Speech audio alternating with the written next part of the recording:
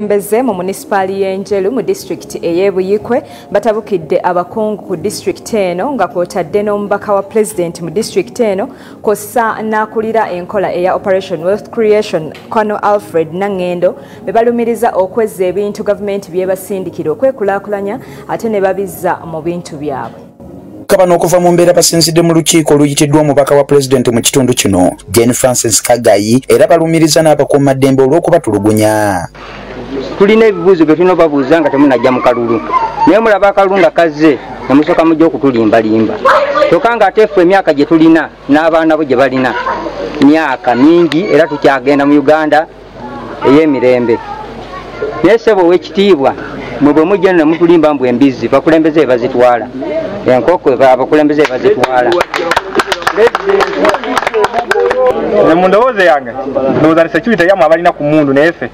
abo tulimbyemu mugambe ente z'ogamba ze mwagaba nalabako ze mwagaba n'embizi naye abakulembeze bennyini ab'oku division nga mulimu ne eyali kansala wa youth Imerida RDC agenza okulaba nga mu bululu bwe yakatwala omutawaana okujja yeebuuze ku ki ku bavubuka fe abavubuka obunyivu bwe tuba nabo nga fe abavubuka okunyigirizibwa kwe tunyigirizibwa mu nsi yaffe n'otambula omusirikale natatya kukuba nga alinga akuba ekyomunsiko oba alinga akuba atali munnayuganda munne. Kyokka olukiiko luzeemu okukyankalana oluvannyuma lwa RDC Jane Francis Kagayi okutuuka n'agana bannamawulire okukwata ebibadde bigenda mu maaso ng'agamba nti teyabayise ekintu ekijja abamu ku bavubuka mu mbeera ne bamwogerera ebisongovu. Munnamawulire nze saamuyise mu lukiiko lwa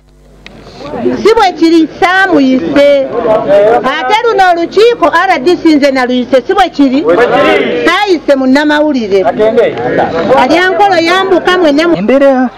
eriwo ennenyamiza nga nsi omuntu nti RDC yayise abavubuka okubawa ssente zaabwe naye bwe tutuuse mu mbeera neeno okuba ng'ayise abavubuka bali ku lukiiko okubawa ssente zavudde mu gavumenti ate n'abanga agoba bannamawulire kyennyamiza. Abamu ku bavubuka batabuse era ne basaba RDC abanyonyole ku mivuyo egikolebwa mu disitulikiti ya Buyikwe ate abalala ne bategeeza nga bwe bajjukirwa mu biseera eby'obululu. Muwala wa Kitaka ennaminya embizzi yazeesigaliza ez'ennaminya nga ez'abavubuka nga ffe n'ente zebamu okuwafa abavubuka oluvannyuma RDC Kagayi ayogeddeko ne bannamawulire era yeebazizza President Museveni olw'okuwa ebibiina bya Buyikwe ssente ez'emyoga ezisoba mu bukadde 81 ng'onaakuttidde abantu bonna okwettanira emyoga ssaako n'abavubuka okukola ennyo okusobola okwekulaakulanya. Njagala okwebaza Pulezidenti His Excellency the President Yoweri Kaguta Museveni olw'okuleeta ssente z'emyoga mu Buyikwe tuzifunidde ddala buli mu bungi nnyo kubanga buli kibiina kyonna buli ssako ze twakola omwenda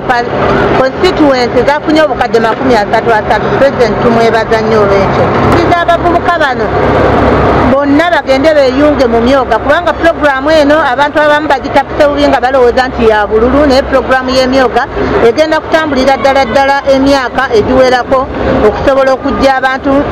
mu bwavu ab'emyoga. Kubiriza abavubuka amaanyi President ge yabawa kuba yabagema ne mubeera balamu bulungi mugakozese mu kukola emirimu mugakozesa amaanyi ago mu kwejja mu bwavu tuleme kukozesa amaanyi mu kuwakana mu kulwana mu kukola ebintu ebirala byonna ebikyamu. Kagayi avumiridde ekyabakuumaddembe okutulugunya abantu era n'abagumya ng'ebyokwerinda bwe binywezeddwa naddala mu kiseera kino ekyokulonda. RDC agenza okulaba nga mu bululu bwe yakatwala omutawaana okujja yeebuuze ku ki ku bavubuka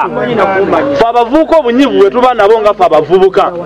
okunyigirizibwa kwe tunyigirizibwa mu nsi yaffe